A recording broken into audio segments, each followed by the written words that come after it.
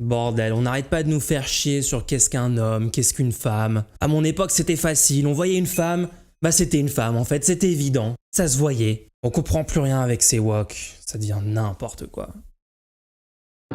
En fait, on peut comprendre.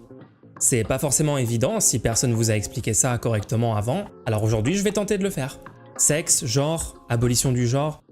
Allez, je vous explique tout ce bordel. Je m'attends à me faire cancel par les woke et par l'extrême droite pour celle-ci, mais ça ne fera que prouver encore une fois que je suis neutre et apolitique. Alors c'est parti.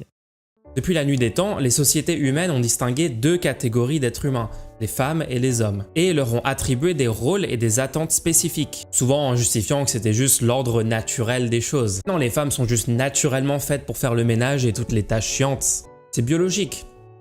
Oui. Alors avant de rentrer un peu plus en détail dans le genre, justement, parlons un peu biologie. Alors attention, la science a un petit peu évolué depuis 40 ans. Vous allez peut-être entendre des choses différentes de ce qu'on vous a dit au lycée, en société, à la télé, etc. Mais pas de politiquement correct sur cette chaîne. On vous cache pas les vérités qui dérangent. Dans la nature, on observe que les humains ont un grand nombre de caractéristiques physiologiques innées. Parmi celles-ci, il y en a qu'on associe au sexe, par exemple les chromosomes, les organes génitaux, les hormones, la pilosité, la taille, etc. Si on prend une de ces caractéristiques, par exemple la taille, et qu'on regarde la distribution de la taille chez tous les humains, on a deux gaussiennes autour de la taille moyenne des femmes et de celle des hommes. Bah oui, en moyenne, les hommes sont plus grands, mais il y a évidemment des femmes plus grandes que certains hommes, ça vous le savez, enfin j'espère. Donc les deux courbes se superposent. Et on a plus ou moins le même type de distribution en superposition avec des moyennes décalées avec les autres caractéristiques associées au sexe. Sans rentrer dans les détails techniques sur comment tout ça se produit, la différenciation sexuelle ça devient vite très compliqué. Certaines personnes dépensent beaucoup d'énergie pour trouver un critère qui rendrait le sexe vraiment noir ou blanc, avec vraiment des hommes d'un côté et des femmes de l'autre. Et pour ça, elles prennent une seule de ces caractéristiques pour définir le sexe. Mais en faisant ça, on tombe rapidement sur des contre-exemples qui rendent ces définitions caduques. Si on prend les chromosomes par exemple, on peut avoir soit XX et être une femme, soit XY et être un homme. Le sexe est donc binaire? SJW détruit avec des faits? Non. SJW pas détruit. J'aurais aimé que ça soit aussi simple, mais cette personne est XX, donc en fait on peut très bien être masculin sur toutes les caractéristiques sexuelles sauf les chromosomes, et vice versa bien sûr. Et en fait en prenant n'importe quelle caractéristique unique, on va rencontrer ce genre de contre-exemple qui rend incohérent et impossible de définir le sexe de façon rigoureuse en prenant une seule caractéristique. C'est assez logique finalement, les réponses binaires n'existant que très rarement dans la nature chez le vivant, étant donné le niveau de complexité des organismes dont on parle. La façon la plus juste de se représenter le sexe est un espace de caractéristiques possibles, avec deux points correspondant aux moyennes hommes et femmes, autour desquels les individus forment deux clusters. Si on représente ça sur une droite, on a en gros deux pics sur un spectre de caractéristiques. Une distribution bimodale, si vous voulez flexer sur votre interlocuteur, clairement mon cas. On va pas se mentir. Le sexe est un spectre, donc du coup directement vouloir faire deux catégories strictes, femmes et hommes, force à poser une limite quelque part au milieu, forcément arbitrairement. On peut choisir de faire trois catégories, femmes, intersexes et hommes. Ce que font pas mal de gens aujourd'hui car ça permet de donner de la visibilité aux personnes intersexes et ainsi de lutter contre les divers problèmes que subissent ces gens. Mais il y a aussi eu des propositions de faire 5 catégories. Enfin bref, de toute façon, sur un spectre totalement continu, le nombre de catégories et leurs limites seront toujours arbitraires, même si on peut comprendre que dans la vie de tous les jours, on simplifie le sexe à hommes et femmes pour des raisons pratiques. Maintenant qu'on comprend bien le sexe, imaginez, je suis né ici, dans l'espace des caractéristiques, donc avec un pénis, etc. Un peu après ma naissance, je me balade et je tombe sur ce tableau. Et là je me dis, waouh, ce mec a un trip de l'espace. Du coup j'ai envie de porter une robe pour être aussi stylé que lui. Pour quelle raison je pourrais pas ? Et c'est là que vont arriver les défenseurs de la triste modernité actuelle. Les robes sont faites pour les femmes, ça ne va pas à un homme. Mais si on y réfléchit un peu, la robe respecte bien plus mon anatomie, laissant les couilles et la bite flotter librement, sans entrave. Contrairement à vos skinny jeans néolibéraux là. Anatomiquement, les robes sont faites pour les hommes et les pantalons pour les femmes, clairement. Alors, est-ce que je peux copier ce drip ? Eh bah non, je peux pas. Enfin, techniquement je peux, mais clairement aujourd'hui je vais subir une pression sociale à ne pas le faire. C'est le genre. Si on demande à une personne moyenne de décrire un homme, On aura probablement un truc du style: un homme est grand, courageux, il a des poils, il a une voix grave, il aime la compétition, il porte une chemise et un pantalon. Mais on voit bien que dans cette liste, il y a des caractéristiques qui appartiennent au sexe et d'autres clairement pas, qu'on catégorise dans le genre. Les gens font pas mal de confusion encore aujourd'hui entre le sexe et le genre. Mais quand on leur demande d'y réfléchir un peu, la plupart des gens reconnaissent quand même qu'il y a certaines associations qui ne sont pas du tout biologiques, ils sont purement culturels et arbitraires. Très peu de gens vont défendre premier degré que les femmes préfèrent le rose génétiquement. Cette confusion est aussi due au fait que les mots homme et femme décrivent parfois le sexe et parfois le genre, ils sont polysémiques. Ce qui est un peu chiant, ça aide pas vraiment à la bonne compréhension. Après, dans la vie de tous les jours, le sens est quand même assez clair. On n'utilise jamais les mots homme et femme pour parler du sexe, on parle toujours du genre, d'ailleurs du genre perçu. Si vous voyez cette personne dans la rue, vous allez dire que c'est une femme. Or, cette personne n'a pas de sein, elle a des chromosomes XY, elle a un pénis. En pratique, on utilise par défaut les mots homme et femme selon si la personne performe le genre homme ou le genre femme. Les petits rigolos qui prétendent utiliser le mot femme exclusivement pour parler des personnes XX, j'espère que vous faites passer un test chromosomique à toute personne que vous rencontrez, avant de dire bonjour madame ou bonjour monsieur, bien évidemment. Non, je sais pas, à un moment, il faut respecter ses propres règles. Hormis quelques cadres où on parle de biologie, donc, les mots homme et femme se réfèrent au genre. Mais c'est quoi le genre précisément? Le genre, c'est des archétypes de comportement, d'apparence, etc. entretenus par des normes sociales. Voici une petite liste des normes de genre actuellement en place en France. Évidemment pas exhaustive, sinon ça prendrait des heures et cette vidéo serait encore plus en retard qu'elle ne l'est déjà. Pour la femme, elle doit mettre énormément d'énergie dans son apparence, porter du maquillage, du vernis, du parfum, des cheveux longs, ne pas avoir de poils, les femmes ne font pas caca, ça c'est vrai par contre. Elle doit être tournée vers le relationnel, avoir de la compassion, être douce et exprimer ses émotions, s'occuper des enfants, du foyer, de la famille, des tâches ménagères, cuisiner, être docile, ne pas s'énerver ou être agressive, ne pas coucher avec trop de gens, ou trop vite, ou trop souvent. Juste arrêter de faire du sexe en fait. Les femmes privées de sexe, voilà. Et de l'autre côté, pour nous les hommes, on doit avoir des gros muscles pour soulever des objets très lourds, choisir parmi une très faible variété de vêtements considérés masculins, garder les cheveux courts, ne pas porter de maquillage, de robe ou de jupe, être en constante compétition avec les autres, avoir un comportement presque antisocial, être un leader, être assertif, dominant, rechercher le pouvoir, avoir de l'ambition dans sa carrière. Là, on pourrait commencer à se demander si ces normes ne seraient pas conçues pour qu'un genre prenne le pouvoir sur l'autre. Un peu suspect tout ça. On doit pas montrer de la peur, des émotions ou pleurer, ça serait des signes de faiblesse. Faire le premier pas dans une relation, payer lors d'un rendez-vous, être des bêtes sexuelles, avoir un maximum de partenaires le plus vite possible, être puceau, ça serait très grave, ça serait un échec en tant qu'homme.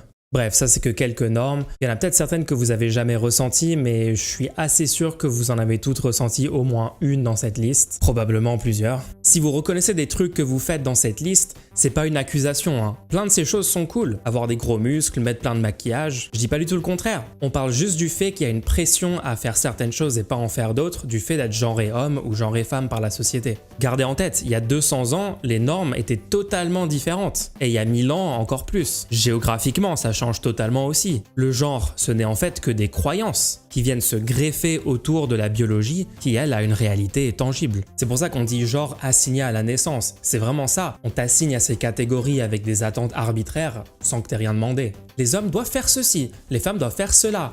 Parce qu'elles sont faites pour ça, oui oui. Essentialiser les normes de genre, c'est la même logique que les gens qui pensent que ton signe du zodiaque détermine ta personnalité. On pourrait aussi faire le parallèle avec d'autres croyances comme la religion. D'ailleurs, c'est plus qu'un parallèle pour la religion. Toutes les religions majeures comprennent des normes différentes pour les hommes et pour les femmes, qui ont pas mal influencé les normes de genre qu'on a aujourd'hui. Depuis longtemps et encore aujourd'hui, les normes de genre produisent une domination des genrés hommes sur les genrés femmes. Je veux dire, c'est assez évident quand on regarde ces normes qu'un côté est formaté pour dominer et garder le pouvoir, et que l'autre non. Le genre a été et reste un des principaux mécanismes qui maintient le patriarcat. Et on a tous malheureusement renforcé ces normes de genre au moins une fois dans sa vie. Dire à une femme « Pourquoi tu souris pas ? Pourquoi tu t'habilles comme ça ? Lol, les femmes ne savent pas conduire !» Dire à un mec « T'es pas une fillette, pleure pas !» On a tous été plus ou moins formés à dire des trucs comme ça, mais il faut vraiment commencer à avoir du recul là-dessus. Ça se fera pas en une journée, mais on peut toujours s'améliorer. On est tous soumis à ces normes dès la naissance en fait, et on les intériorise d'abord durant toute notre enfance. En 2017, la BBC a invité des adultes pour s'occuper de bébés en habillant les filles en habits bleus et les garçons en habits roses, et en donnant aux adultes des faux prénoms du genre opposé. Les adultes ont divers jouets à leur disposition et, surprise surprise, ils choisissent les camions, les Lego et les tricycles pour les bébés qu'ils pensent être des garçons et les poupées pour les filles. Vous qui regardez cette vidéo là, à moins que vous ayez grandi dans la forêt élevé par des loups, vous avez été soumis à un environnement similaire à celui-là. Dans votre famille, à l'école, chez des amis, partout dans la société, ces normes vous ont été inculquées et renforcées par des milliers de petites interactions. À votre avis, être encouragé par les adultes à faire certaines activités plus que d'autres pendant les années où le cerveau se forme le plus, pourrait-il avoir un impact sur les capacités, les centres d'intérêt, les choix de carrière des gens? En tout cas, les études qu'on a pour l'instant semblent indiquer que oui. À la fin, la BBC révèle aux adultes les vrais prénoms des enfants et leur font observer le biais genré qu'ils ont eu dans le choix des jouets et leur traitement de l'enfant. Ce qui est intéressant ici, c'est que les adultes se rendent compte de ce qu'ils ont fait et sont très étonnés, car tous se pensaient progressistes sur cette question. Ça veut dire qu'ils ont renforcé ces normes sans s'en rendre compte, et en plus en étant idéologiquement opposés à ces normes. Est-ce que quelqu'un peut penser aux enfants? Des fanatiques du genre les endoctrinent dès le plus jeune âge pour ne pas qu'ils puissent penser par eux-mêmes. Laissez nos enfants tranquilles. Le compte Twitter Pépites Sexistes publie en continu des exemples de stéréotypes de genre. Ça permet de voir à quel point le genre est ancré absolument partout. C'est édifiant. Big Gender. Le complot est réel. Alors évidemment, personne ne respecte toutes ces normes. Les femmes poursuivent des carrières ambitieuses malgré le sexisme, les hommes pleurent, on est tous humains. Ces attentes, on les envoie chier déjà aujourd'hui et de plus en plus. Mais elles impactent quand même massivement nos vies. Et à mon avis, ça n'a que du négatif. Quand je prends un trait associé à mon genre qui est positif, par exemple la force physique, le courage, la confiance en moi, je trouve ces choses positives car elles m'aident à accomplir des objectifs que j'ai dans ma vie. Mais je me dis pas, il faut que je sois courageux parce que je suis un homme et c'est comme ça qu'un homme devrait être. Je peux aspirer à ces traits sans qu'un genre me pousse à le faire. L'association genrée ne m'aide même pas à comprendre en quoi ces traits seraient utiles ou enviables. Et quand j'y réfléchis bien, au final, je trouve pas un truc positif apporté par le genre.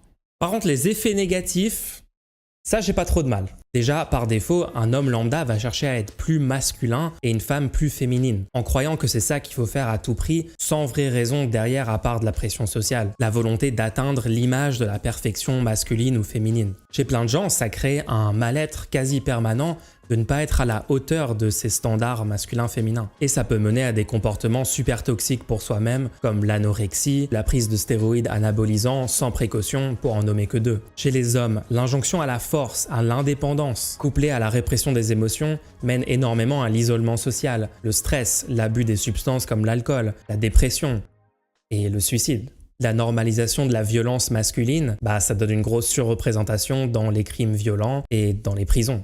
Les hommes vivent littéralement 6 ans de moins que les femmes, parce qu'ils boivent plus, fument plus, mangent moins sainement, se droguent plus, conduisent plus dangereusement, etc.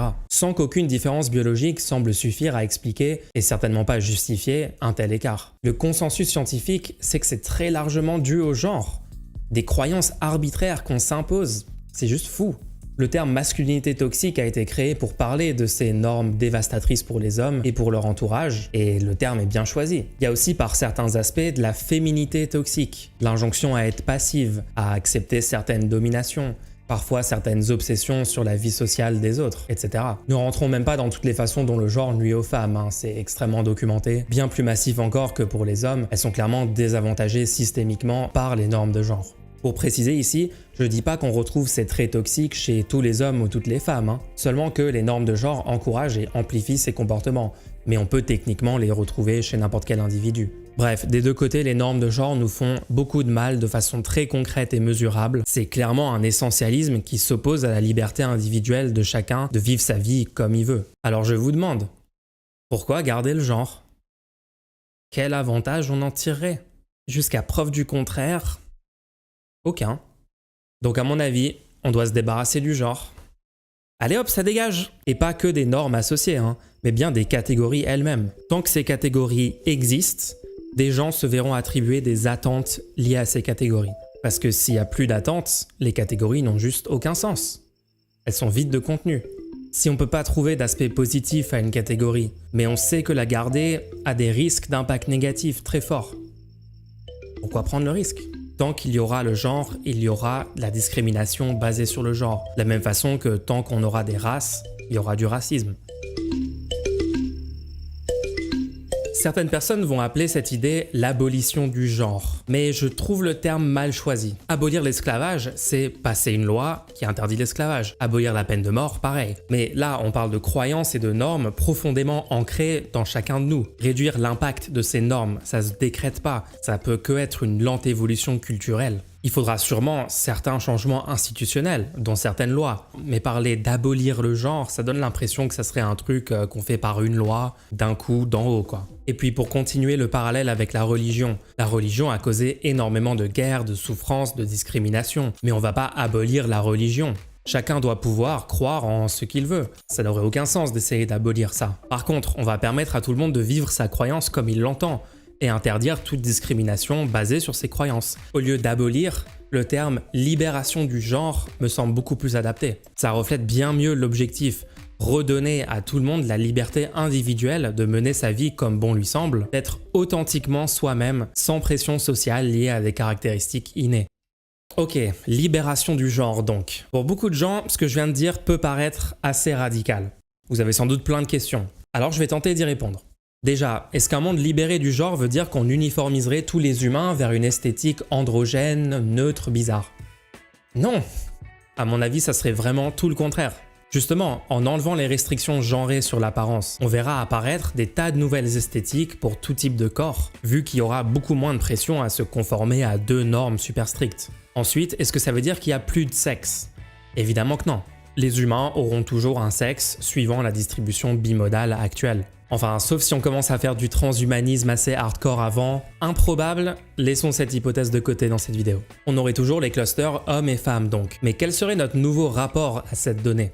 C'est difficile à imaginer, tellement le genre est important pour nous aujourd'hui. Mais j'ai une analogie qui pourrait aider. Le sexe pourrait avoir une place similaire à la place qu'a la couleur des cheveux aujourd'hui. Les gens sont nés avec des cheveux noirs, blonds, roux, châtains, etc. Et on le voit physiquement. On se sert de cette caractéristique pour décrire une personne dans une foule. On peut avoir des préférences esthétiques pour telle ou telle couleur de cheveux. On peut se teindre les cheveux si on pense se sentir mieux avec une autre couleur de cheveux. Mais on n'a pas tout un système de croyances et de normes inculquées dès la naissance autour de la couleur des cheveux.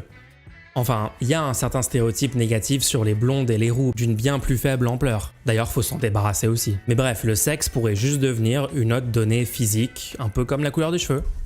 Par contre, le sexe gardera toujours son importance médicale. Des personnes auront des règles, d'autres non. Des personnes auront besoin de se faire dépister pour le cancer de la prostate et d'autres celui du sein. Ça restera une donnée prise en compte par les médecins à chaque fois que c'est pertinent. Encore une fois, on parle de supprimer ces normes-ci, qui sont anti-liberté individuelle, mais à aucun moment on nie la réalité biologique. Alors maintenant, j'entends arriver une grosse question. Mulch, ça ressemble drôlement à ce que disent les TERF, quid des personnes trans dans tout ça? Et je vous réponds, qui souffre plus aujourd'hui des normes de genre que les personnes trans? Je veux dire, sans normes de genre, la notion de passing n'existe plus. Tous les commentaires, les préjugés, les violences quand on n'a pas un passing suffisant ne pourraient plus exister sans normes de genre, par définition. Devoir performer un genre pour être reconnu par la société en tant qu'homme ou femme, ça ne sera plus une contrainte. On pourra performer exactement ce qu'on peut performer aujourd'hui sans que ça soit attaché à homme ou femme. Mais du coup, est-ce que les personnes trans existeraient même dans une société post-genre ? Alors pour clarifier ici, je pense qu'il faut qu'on distingue quelques catégories de personnes trans qui n'ont pas les mêmes expériences. Premièrement, les personnes qui ne se sentent pas de leur genre assigné à la naissance, qui souhaitent donc transitionner socialement. On pourrait les appeler les transgenres. Deuxièmement, les personnes trans qui se sentent mal dans le corps dans lequel elles sont nées, qui ressentent un besoin de transitionner physiquement, qu'on pourrait appeler transsexuels. Je sais, le terme sonne très bizarre, mais écoutez mon argument, j'utilise le terme ici juste pour pouvoir développer. La plupart des personnes trans aujourd'hui sont à la fois transgenres et transsexuelles. Elles veulent à la fois changer de genre social et modifier leur corps. Mais il y a des transgenres qui ne sont pas transsexuels. Des gens qui souhaitent transitionner socialement vers un autre genre, mais qui sont 100% OK dans le corps dans lequel elles sont nées, qui ne ressentent aucun besoin de transitionner physiquement donc. Et on en parle plus rarement, mais il y a aussi des personnes transsexuelles qui ne sont pas transgenres. Il y a des personnes AMAB qui prennent des œstros par volonté d'avoir un corps plus féminin, mais qui veulent garder leur prénom, être appelés monsieur, etc. Dans une société post-genre, être transgenre mais pas transsexuel n'aurait aucun sens. Ces personnes sont juste des humains nés quelque part sur le spectre du sexe, qui veulent se comporter de telle ou telle façon, avoir telle ou telle apparence, etc. Il n'y a pas de genre assigné à la naissance. Il n'y a pas de genre tout court. Donc avoir un genre différent de celui assigné à la naissance, c'est plus possible. Par contre, tous les autres ont besoin de transitionner médicalement et continueraient a priori d'exister. Il y aura peut-être moins de gens qui ressentiraient ce besoin. C'est très difficile à dire. La transidentité est un sujet extrêmement complexe qu'on ne comprend pas encore assez. On n'est qu'au début des recherches scientifiques sur comment tout ça fonctionne. Par contre, la recherche est déjà unanime sur beaucoup de choses. Par exemple que pour minimiser les souffrances des personnes trans, il faut reconnaître leur vrai genre, utiliser les pronoms associés, leur donner accès aux traitements hormonaux, aux bloqueurs de puberté pour les ados trans et aux chirurgies si elles le souhaitent. Et tout ça devrait être gratuit, remboursé par la Sécu donc. Ça devra toujours être le cas dans cette future société. Oui, j'ai bien dit reconnaître leur vrai genre. Alors, petit aparté pour expliquer ça. Depuis le début de la vidéo, j'utilise le mot genre dans le sens norme de genre. Mais le mot étant lui aussi polysémique, il peut aussi décrire l'identité de genre. Et l'identité de genre, c'est différent. C'est un ressenti individuel de son genre. L'identité de genre existe aujourd'hui car on est dans une société où le genre a une importance centrale. C'est normal que les gens réfléchissent et s'identifient avec ces catégories. Les gens se sentent de tel ou tel genre, avec différents degrés d'intensité. En plus de se sentir homme ou femme, on peut se sentir ni homme ni femme, non-binaire par exemple, ce qui est très compréhensible finalement, vu tout ce qu'on a attaché culturellement à ces deux genres. D'autres personnes ne se sentent d'aucun genre. Bref, il y a plein d'identités de genre et plein d'intensités de ces identités. Et le fait qu'elles deviennent plus acceptées est une excellente chose. Le vrai genre d'une personne est donc son identité de genre. Définir le genre d'une personne de toute autre façon n'a aucun sens. Un homme trans est un homme, une femme trans est une femme. Car le genre d'une personne est une question d'identité. Mais revenons à la question. Certaines personnes, les TERF, qui se disent pour se débarrasser des normes de genre, vont reprocher à des personnes trans de renforcer le genre alors qu'il s'agirait de s'en débarrasser. Mais les personnes trans ne s'opposent pas du tout à ça. Le mouvement de libération trans va exactement dans le même sens que la libération du genre proposée ici. Déjà, défendre l'idée que le genre ne découle pas de la biologie, mais est un construit social assigné à la naissance et qu'on peut changer, ça va totalement dans le même sens. Et la création de nouvelles identités de genre réduit aussi l'importance des normes existantes. Je veux dire, si ne pas rentrer dans le genre homme ou femme a un nom, c'est tout de suite plus facile d'y réfléchir et de légitimer ça dans la société. Au lieu de s'identifier comme homme ou femme et vivre avec une dissonance cognitive de ne pas rentrer dans ces cases. Il faut garder en tête que la libération du genre est un idéal long terme vers lequel il faut tendre collectivement. Ce n'est pas du tout une injonction individuelle à arrêter de respecter toute norme genrée dès aujourd'hui. Par contre, c'est une injonction à arrêter de les imposer aux autres. Hein, les petits coqs qui font un commentaire à chaque fois que je mets du vernis là? Je sais pas, au moins faites une blague, là vous êtes juste triste. Jamais je dirais aujourd'hui à une personne qui se conforme aux normes de son genre qu'elle est problématique. Pas à une personne cis, et surtout pas à une personne trans, qui a un besoin souvent vital que son identité de genre soit reconnue et acceptée, et qui est souvent très heureuse d'enfin pouvoir vivre son genre ressenti. Ce sont les pressions sociales qu'on veut minimiser, pas les identités des individus. Justement, on veut que ces identités individuelles puissent s'exprimer le plus librement possible. D'ailleurs, cette exigence individuelle, les TERF l'appliquent beaucoup pour les personnes trans, on les entend beaucoup moins sur les personnes cis, bizarrement, alors qu'il y a 1000 fois plus de personnes cis qui rentrent dans leurs normes de genre, mais bon. En tout cas, moi, c'est pas demain la veille que vous m'enlèverez mon envie de prendre du muscle pour arriver à 10 tractions, mon penchant pour les débats argumentés, ou mon obsession pour le hip-hop US toxique. Laissez-moi ça, c'est tout ce que j'ai, bordel. Un truc que j'ai entendu aussi, c'est que les personnes trans deviendraient trans pour abolir le genre. Comme si transitionner était un acte militant. Ça n'a rien à voir, hein. Les personnes trans ont juste une identité de genre différente de celle assignée à la naissance et ont donc besoin de transitionner pour mener une vie épanouie. On ne choisit pas d'être trans.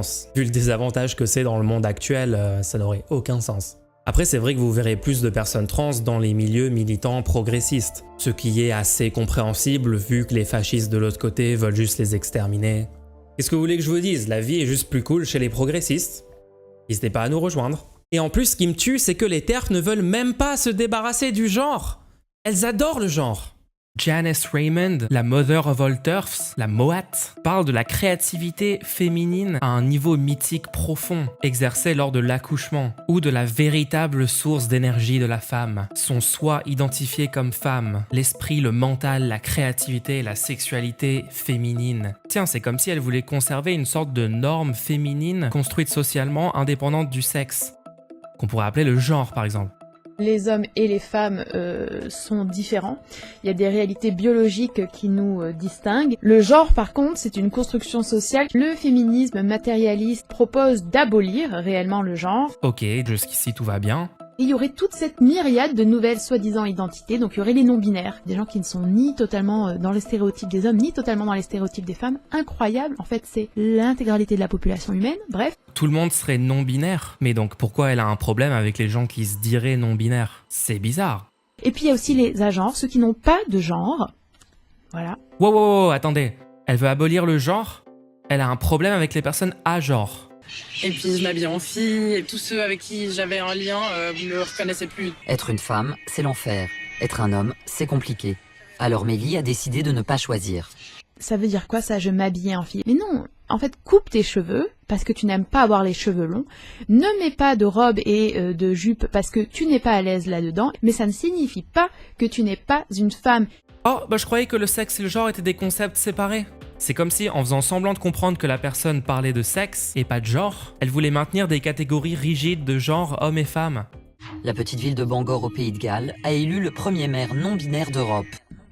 Alors là intéressant, hein, le premier maire non-binaire d'Europe, en attendant, c'est toujours un mec. Voilà. Enfin en tout cas, c'est toujours un mâle. Voilà.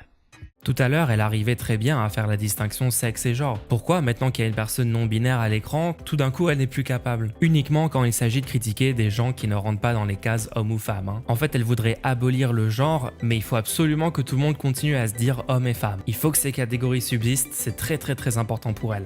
Je sais quand même qui je suis moi, sans que pour quelqu'un me dise qui je suis. Qu'est-ce que ça vaut pour les races, les transraciaux? Est-ce que je peux dire que je suis noire? Non, je pense que là c'est totalement différent. Pourquoi? Là on touche à une culture, c'est totalement différent. Et les femmes n'ont pas de Là, les femmes n'ont pas de culture, les humains ont une culture après, tu vois. On peut pas dire les femmes ont une culture, c'est-à-dire les hommes ont une culture, les femmes ont une culture. On n'est pas censé non plus faire autant de différences. Le féminisme, c'est de base qu'on soit tous égaux. Non. Donc on va pas commencer avec... Et voilà, les femmes ont leur propre culture qu'il faut gatekeeper, mais on est abolitionniste de genre, évidemment. Les TERF sont des personnes militantes transphobes avant tout. Elles utilisent l'abolitionnisme de genre comme prétexte. Mais au bout d'un moment, quand elles sont mises face à leurs contradictions, elles admettent à chaque fois subtilement vouloir préserver des normes de genre. Donc pour répondre à la question initiale, non. L'idée que je défends n'a rien à voir avec ce que défendent les TERF. Les TERF mentent quand elles se prétendent abolitionnistes du genre. Et en plus, c'est même pas le bon terme. Dans tous les cas, moi je défendrai jamais une façon de se libérer du genre qui nuirait aux personnes trans. Il y a vraiment aucune raison que ça se fasse à leur détriment. À mon avis, elles y ont intérêt encore plus que les personnes cis. Pour conclure, le genre est un des construits qui freinent l'humanité. Il limite notre capacité à vivre des vies épanouies, libres de toute contrainte inutile. Je pense que le monde serait meilleur si on continuait, tranquillement, d'éliminer l'importance du genre. Parce que oui, si vous trouvez ça trop utopique ou ambitieux, c'est important de voir qu'on est déjà en train de le faire. Imaginez à quel point le genre avait un impact sur la vie d'une personne moyenne dans la France d'il y a juste 60 ans. Les femmes venaient à peine d'avoir le droit de vote. Elles n'avaient pas le droit d'ouvrir un compte en banque sans l'autorisation de leur mari. On pouvait les payer moins légalement pour exactement le même travail. Les hommes n'avaient pas de congé parental. C'était impensable qu'ils puissent vouloir s'occuper de leur enfant. Ce genre de pub était totalement normal. La mixité de genre dans l'éducation était encore très controversée. Les hommes et les femmes vivaient vraiment dans deux mondes séparés. On est bien plus proche de se libérer du genre aujourd'hui qu'à l'époque, même si ça peut paraître encore lointain. Mais c'est important de parler de temps en temps de nos projets long terme.